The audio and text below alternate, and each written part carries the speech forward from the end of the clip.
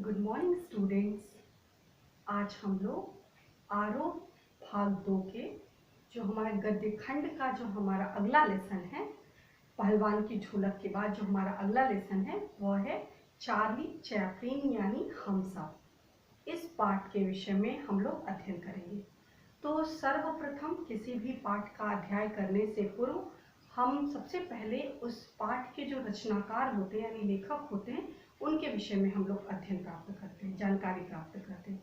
तो आइए सबसे पहले चार्ली चैपलिन यानी हम सब पाठ के रचनाकार लेखक विष्णु खरे जी के विषय में संक्षिप्त जानकारी प्राप्त करते हैं। इनका जन्म, इनकी रचनाएं, इनकी भाषा शैली, इनकी साहित्यिक विशेषताएं और इनको किन के सम्मान से सम्मानित किया गया, इसके विषय में हम लोग संक्षिप्त अध्ययन करते हैं। सबसे पहली विशेषता कि विष्णु खरे जी जो है वह एक बहुत ही सशक्त हिंदी के लेखकों में एक सशक्त लेखक के रूप में जाने जाते हैं। यह इनका जो महत्व है यह एक आलोचक के रूप में, इनकी जो प्रसिद्धि है, ख्याति जो है समकालीन हिंदी साहित्य के क्षेत्र में एक सफल आलोचक के रूप में इनकी गणना की जाती है। यह एक कवि भी हैं, यह एक जो है गद्यकार भी हैं, यह एक पटकथा लेखक भी हैं, यह एक संपादक भी हैं। इनके अंदर अनगिनत विशेषताएं हैं। इन्होंने बहुत सी कविताएं भी लिखी, बहुत से इन्होंने गद्य खंड भी लिखे, बहुत से इन्होंने अन्य भाषाओं के लेखों का हिंदी में अनुवाद भी किया। बहुत सारी चीजें इनके द्वारा, इनके विशेषता के विषय में जाना जाता है। तो आइए हम सबसे पहले इनके जन्म के विषय में अध्ययन प्राप्त करते हैं। जीवन परिचय आपके बुक में दिया हुआ है, बुक से देख करके जीवन परिचय आप कॉपी में उतार लेंगे। तो सबसे पहले आप देखेंगे जीवन परिचय। विष्णु खरे, चार्ली चैपलिन यानी हम सब, इस पाठ के रचनाकार विष्णु खरे। इनका जो जन्म है 9 फरवरी 1940 ईस्वी छिंदवाड़ा मध्य प्रदेश में हुआ था। कहाँ हुआ था? विष्णु खरे जी का जन्म 9 फरवरी 1940 छिंदवाड़ा मध्य प्रदेश में हुआ था। ठीक है। इनका जो शिक्षा दीक्षा इंदौर के थे, तो इनकी जो शिक्षा दीक्षा इत्यादि का कार्यक्रम था, शिक्षा दीक्षा जो थी बेसिक एजुकेशन, हायर एजुकेशन, ये सभी इनका इंदौर में संपन्न हुआ था। 1963 में क्रिश्चियन कॉलेज इंदौर से अंग्रेजी में एमए करने के बाद इंदौर समाचार, जो इंदौर का बहुत ही प्रसिद्ध समाचार दैनिक समाचार पत्र है, कई तरह के समाचार पत्र तो एक मासिक होता है, तो इस तरह से ये जो दैनिक समाचार, जो डेली समाचार पत्र आते हैं, दैनिक समाचार पत्र में ये उप संपादक के रूप में नियुक्त किए गए। सन 1963 में इन्होंने क्रिश्चियन कॉलेज इंदौर में क्रिश्चियन कॉलेज है, क्रिश्चियन कॉलेज से इन्होंने अंग्रेजी विषय में, इंग्लिश में इन्होंने एमए किया और एमए करने के उपरांत यह समाचार, जो दैनिक समाचार पत्र था इंदौर का, जिसका नाम क्या है, समाचार पत्र का नाम क्या है, इंदौर समाचार। डेली जो आने वाला समाचार, जैसे हमारे में बहुत से समाचार पत्र आते हैं ना, जैसे आज तक हो गया, आज हो गया, सहारा हो गया, दैनिक जागरण हो गया, उसी तरह से इंदौर में आने वाले महत्वपूर्ण अखबार है, दैनिक बेस पे, मतलब प्रतिदिन आता है वह, तो उसका नाम है इंदौर समाचार। तो वह दैनिक समाचार पत्र में उप संपादक के रूप में ये कार्यरत थे। इन्होंने बहुत से विदेशों में जाकर के वहाँ भी अध्ययन किया और अध्ययन के साथ साथ वहाँ के विषय में, वहाँ की जो संस्कृतियाँ थी, वहाँ की जो भौगोलिक स्थिति थी इत्यादि के विषय में जानकारी प्राप्त करके हम हमारे जो हिंदी साहित्य के उसको समृद्ध बनाने में अपना योगदान, जो अभूतपूर्व योगदान इन्होंने दिया। इसके साथ साथ 1963 से लेके 1975 तक इन्होंने कॉलेज में अध्यापन कार्य भी किया। तो इसका मतलब कि यह केवल लेखक ही नहीं, एक उप संपादक ही नहीं, उप संपादक के साथ साथ यह एक जो है अध्यापक के रूप में भी जाने जाते हैं। इन्होंने अध्यापन कार्य भी किया है। इनके विषय में कुछ महत्वपूर्ण जानकारी पुस्तक में दी हुई है जो हम आपके समक्ष साझा कर रहे हैं। विष्णु खरे जी का जन्म 9 फरवरी 1940 छिंदवाड़ा मध्य प्रदेश में हुआ। 1963 में क्रिश्चियन कॉलेज इंदौर से अंग्रेजी विषय में एमए करने के बाद इंदौर समाचार दैनिक पत्र में उप संपादक के पद पर नियुक्त हुए। 1963 से 75 तक कॉलेज में अध्यापन कार्य भी किया। तत्पश्चात उसके बाद जब अध्यापन कार्य किया उसके पश्चात वे साहित्य अकादमी के उप सचिव के रूप में भी ये कार्यरत थे। उप सचिव के पद पर कार्यरत रहे। इन्होंने, हमने आपको बताया कि बहुत से विदेशों में जाकर के विदेश की यात्रा की और ज्ञानार्जन वहां भी प्राप्त किया। तो इसके साथ साथ इन्होंने यूरोप, अमेरिका और तथा पूर्व के अनेक विदेशों में जाकर के उन्होंने यात्राएं की। तत्कालीन चेकोस्लोवाकिया की राजधानी प्राग के प्रतिष्ठित फिल्म क्लब की सदस्यता प्राप्त कर संसार भर की सैकड़ों उत्कृष्ट फिल्में देखी। यहाँ से सिनेमा लेखन का वैचारिक गरिमा और गंभीरता देने का सफर शुरू हुआ। मतलब प्राग में इनको जो एक प्रतिष्ठित स्थान पर, प्रतिष्ठित पद पर इनको सम्मानित किया गया, तो फिल्म क्लब की ये सदस्य के रूप में जाने जाते हैं। जो फिल्म का क्लब था प्राग में, वहां पे इनको एक सम्मानजनक पद प्रतिष्ठित किया गया और वहां रह करके वहां से इनको ये एक तरह से भावना जगी इनके मन में कि मुझे भी फिल्म जगत के विषय में लिखना चाहिए, फिल्म जगत के विषय में कुछ जानकारी प्राप्त करके उनके विषय में अपनी विचारधारा को अभिव्यक्त करना चाहिए। तो इस प्रकार उनके अंदर वहां पर जब वो स्पेस जो क्लब था, फिल्म क्लब, वहां के जब वो सदस्यता उनको प्राप्त हुई, उसके बाद में उनके अंदर यह एक चेतना, उनके अंदर एक भावना जगी कि मुझे भी फिल्म जगत के विषय में कुछ लिखना चाहिए। तो तब जाके उन्होंने सिनेमा लेखन को वैचारिक गरिमा, गंभीरता देने का सफर उनका वहीं से शुरू हो गया। मतलब वहां जाकर के जब उनको सदस्यता मिल गई, तब वहां से वो उनके अंदर भावना जागृत कि मुझे भी फिल्मों में कुछ लिखना चाहिए, फिल्मों के विषय में। फिल्म क्या होता है? फिल्म जो होता है वो हमारे समाज का एक आईना होता है। हमारे देखते होंगे कि जो भी नई नई फिल्में आती हैं, वो फिल्म की कहीं ना कहीं कोई एक स्टोरी होती है और वह स्टोरी हमें मोटिवेट करती है, हमें जीवन में आगे बढ़ने के लिए प्रेरित करती है। तो उसी संदर्भ में इन्होंने कहा कि जो भी संस्कृति है, जो अगर आपको कहीं किसी के विषय में जानना है तो वहाँ के साहित्य को पढ़िए, अगर आपको किसी देश के विषय में जानना है तो वहाँ के साहित्य को देखिए, वहाँ की फिल्म को देखिए, वहाँ की संस्कृति, भाषा, बोल चाल, सब कुछ आपको नॉलेज हो जाएगा।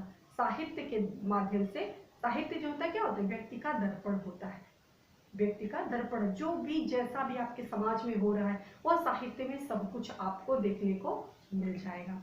तो इस प्रकार अनेक तत्कालीन पत्र पत्रिकाओं जैसे दिनमान, नवभारत टाइम्स, दी पायोनियर, दी हिंदुस्तान, भास्कर, हंस तथा कथा देश आदि में इनका सिनेमा विषयक लेखन प्रकाशित होता रहा। समय समय पर अनेक इनके लेख निकलते रहते थे और यह लेख इतने पॉपुलर, इतने प्रसिद्ध होते थे कि जो भी भारत के प्रसिद्ध समाचार पत्र होते थे, उन समस्त प्रसिद्ध समाचार पत्रों में उनका फिल्म विषयक जो भी लेख निकलता था, सिनेमा विषयक जो भी लेख निकलता था, वो समस्त लेख जो है वो प्रकाशित होता रहता था और लोग उनको मतलब सम्मान की दृष्टि से देखते थे। उनका लेख जो है पाठक बड़े ही चाव के साथ पढ़ते रहते थे। अब बारी आती है कि हमने पढ़ लिया कि यह एक अध्यापक के रूप में कार्यरत थे, एक कवि भी हैं, एक रचनाकार भी हैं, इसके साथ साथ अनुवाद भी किया है इन्होंने, पटकथा भी लिखी है और इसके साथ साथ जो है अब इनकी जो महत्वपूर्ण रचनाएं, उनकी रचनाओं के विषय में हम अध्ययन करेंगे। प्रमुख रचनाएं, एक गैर रोमानी समय में, ये जितनी भी रचनाएं ये सभी की कविताएं हैं, काव्य संग्रह है। तो सबसे पहले क्या है? एक गैर रोमानी समय में। चूंकि यह कई विदेशों की यात्रा कर चुके हैं, इसलिए इनकी जो भाषा है, भाषा जो है बहुत ही समुन्नत है।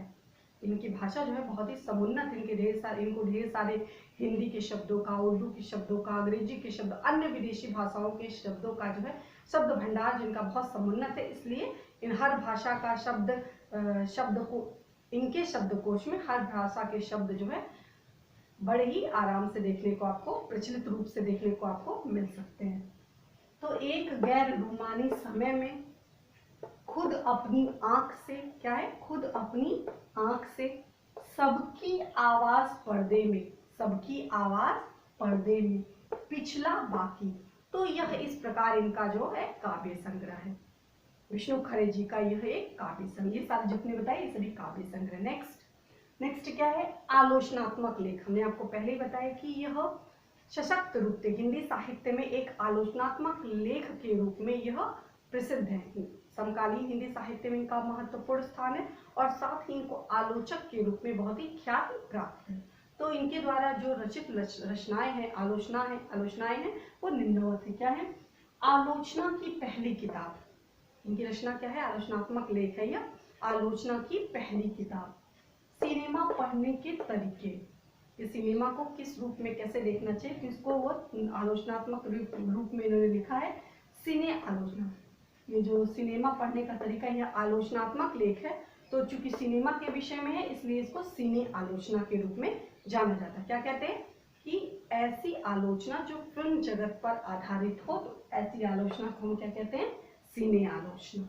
ठीक है, नेक्स्ट इनको और भी कुछ अनुवाद जो इन्होंने किए हैं वो पुस्तक में दिए हुए हम पढ़ रहे हैं, आप यहाँ से देख लीजिएगा, पुस्तक में आपके दिया हुआ है।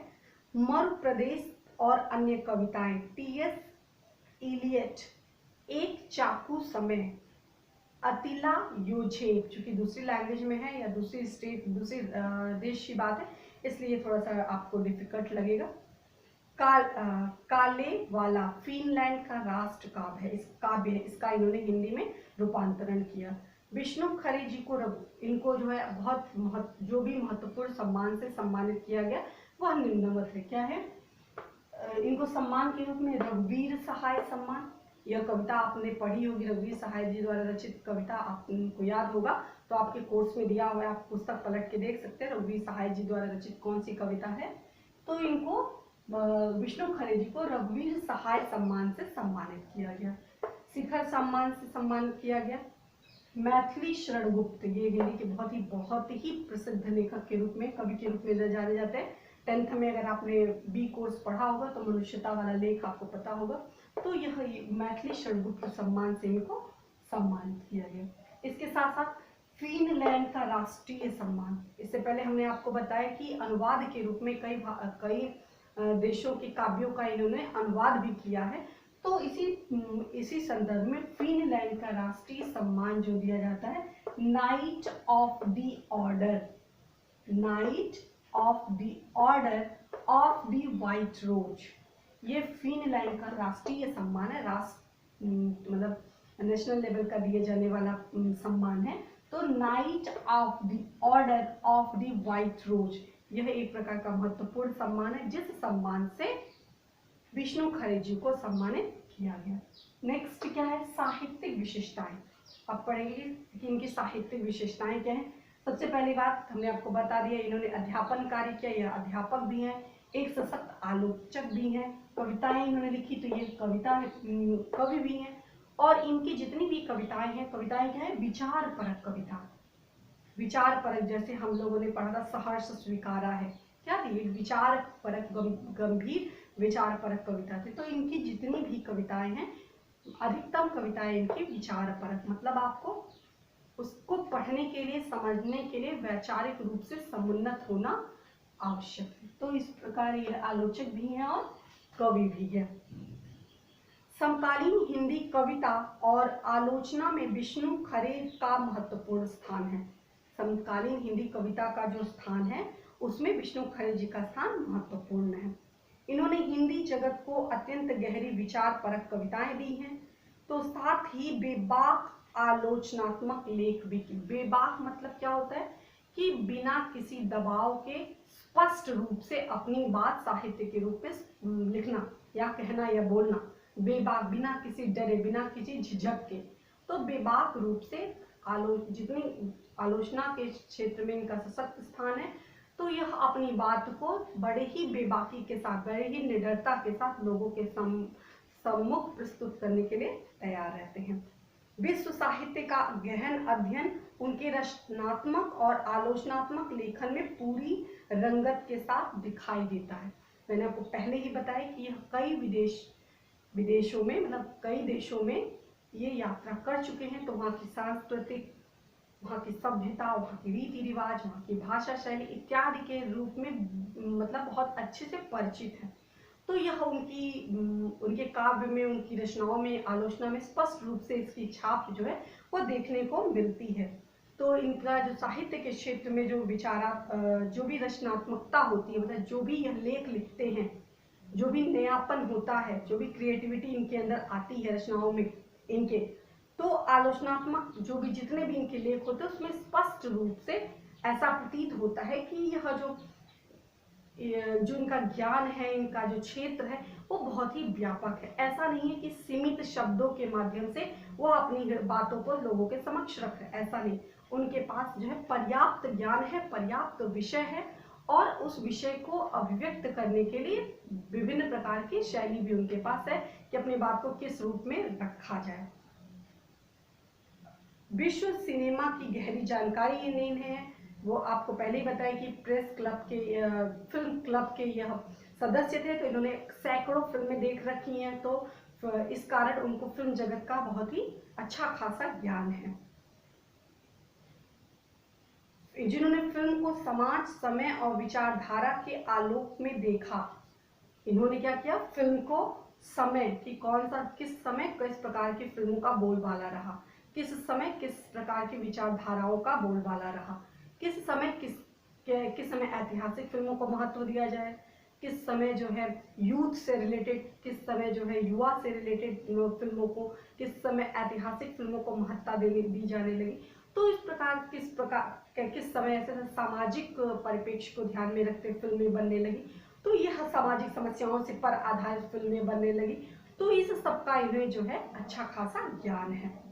इतिहास, संगीत, अभिनय, निर्देशन की बारीकियों में उनका विश्लेषण किया, तो इन्होंने बड़ी ही बारीकी से फिल्म जगत में एक एक चीज को बड़े ही बारीकी से देखा, समझा, उसको अपने जीवन में उतारा। तो उसके साथ साथ उसको समझने के बाद उन्होंने उसको शब्दशः अपनी रचनाओं के माध्यम से अभिव्यक्त किया।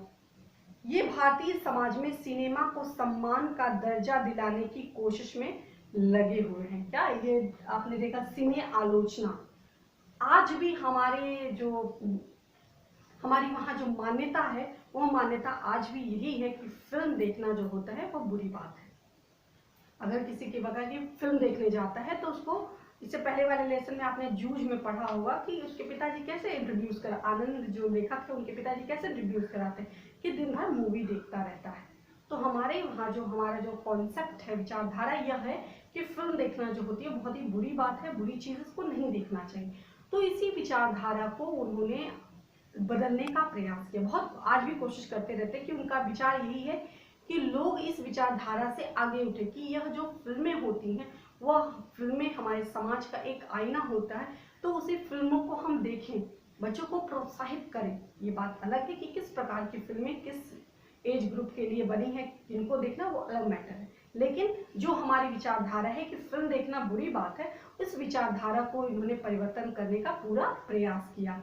अच्छी खासी इन्होंने फिल्मों पर लेख लिखे हैं। जो लेख पढ़ने के बाद लोगों के अंदर की जो विचारधारा है, लोगों की सोच है, लोगों का जो फिल्मों को लेकर के जो सोच है, अभिवृत्तियां पूरी तरह से परिवर्तित करने के लिए यह सक्षम है। ये पूरा प्रयास करते हैं कि अपनी रचनाओं को पढ़ने के बाद लोगों को फिल्मों के प्रति जो निम्न स्तर की जो विचारधारा है, वो निम्न स्तर की विचारधारा में कहीं ना कहीं परिवर्तन हो जाए। नेक्स्ट आप पढ़ेंगे भाषा शैली। इनकी जो भाषा है, पहले ही बताया कि भाषा पर इनका अधिकार बहुत अच्छा खासा है। तो शुद्ध साहित्यिक भाषा, मतलब साहित्यिक यानी तत्सम भाषा का भी इन्होंने प्रयोग किया है। विदेशी भाषाओं का ज्ञान लाजमी है कि विभिन्न प्रकार के विभिन्न देशों की इन्होंने यात्राएं की हैं, तो इस प्रकार के विभिन्न भाषाओं का इनको, विदेशी भाषाओं का इनको अच्छा खासा ज्ञान है। अंग्रेजी का ज्ञान है, अंग्रेजी के आपने पढ़ा होगा यहाँ पे कि अंग्रेजी में एमए, तो इन्होंने अंग्रेजी में एमए किया है, तो इनको अंग्रेजी का भी अच्छा खासा ज्ञान है।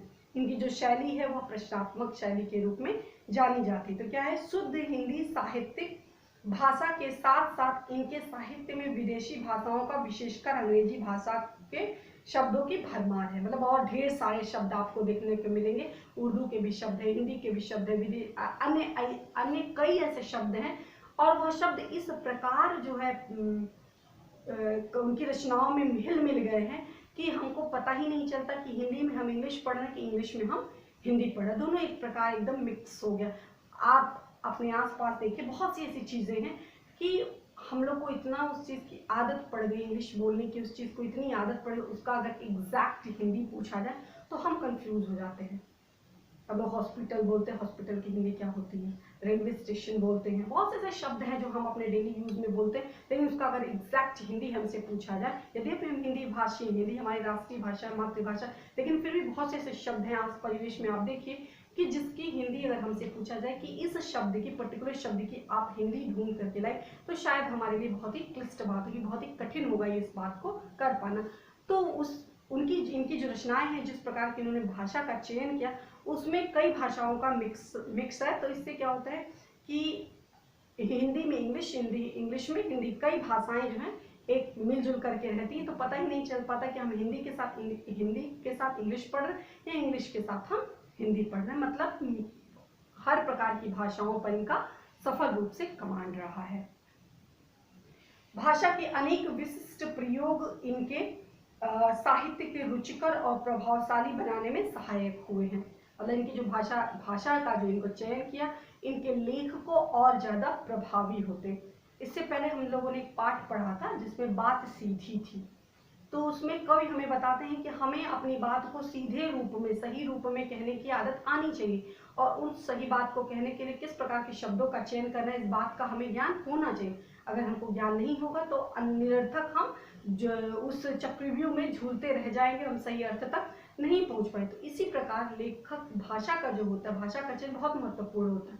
तो भाषा पर अधिकार होने के कारण विष्णु खरे जी की जितनी भी आलोचनाएं हैं, जितनी भी रचनाएं हैं, जितनी भी कविताएं हैं, वह कविता अपनी बात को स्पष्ट करने के लिए उनकी भाषा जो है समुन्नत है, उनकी भाषा जो है परिपक्व भाषा है। अपनी भाषा के द्वारा अपनी विचार की जो गंभीरता है, वो विचार की गंभीरता को स्पष्ट करने के लिए पूर्णतः वो सक्षम है। ऐसा नहीं है कि भाषा के माया जाल के चक्कर में पड़कर वैचारिक जो अर्थ सौंदर्य वो समाप्त हो जाए, ऐसा कदापि नहीं।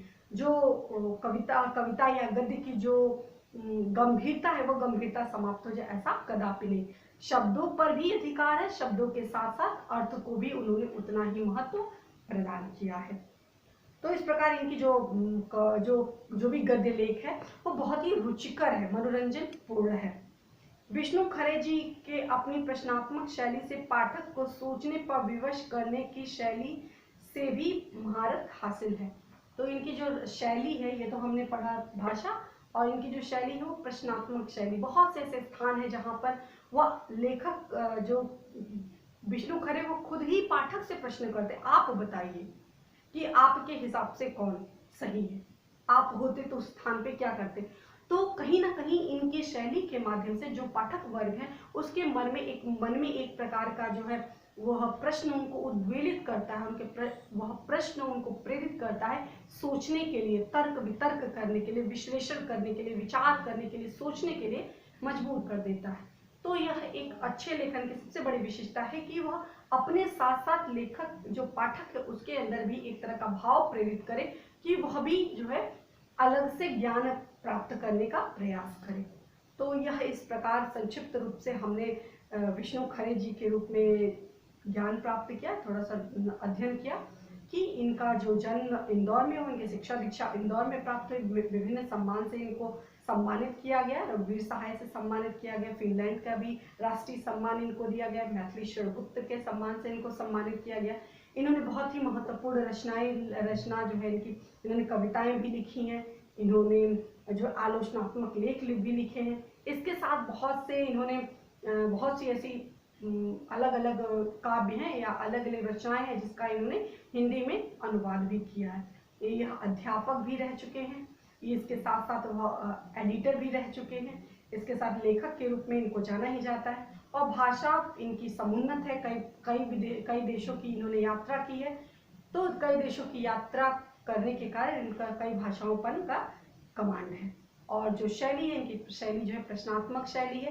प्रश्नात्मक शैली होने के कारण इनकी जो रचना है, इस रचना का बहुत ही महत्व है। और लोग बड़े ही मनोरंजक पूर्ण ढंग से इनकी रचनाओं का अध्ययन करते हैं।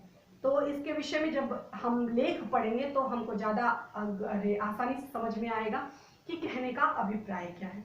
तो आप होमवर्क के रूप में लेखक का जीवन परिचय ये सारा आप कॉपी पर लिख करके तैयार कर लेंगे। और नेक्स्ट पार्ट में आप एक बार रीडिंग करके चार्ली चैपलिन यानी हम सब नामक पाठ जो है, इसको आप चार्ली चैपलिन बहुत ही मशहूर हास्य कलाकार है जिनके विषय में हमको पढ़ना है, वो हम नेक्स्ट क्लास में पढ़ेंगे। तो सबसे पहले आप जीवन परिचय पढ़िए, इनसे जुड़ी हुई कुछ अन्य जानकारियां आप अलग से इकट्ठा करके लिखिए और उनके विषय में जानने का प्रयास करिए, और पूरे पाठ की आप रीडिंग करके आएंगे। नेक्स्ट क्लास में हम उसके विषय में अध्ययन करेंगे। सो आई होप आप लोग को समझ में आया होगा। पुस्तक पढ़िए तो आपको आसानी से समझ में आ जाएगा। धन्यवाद।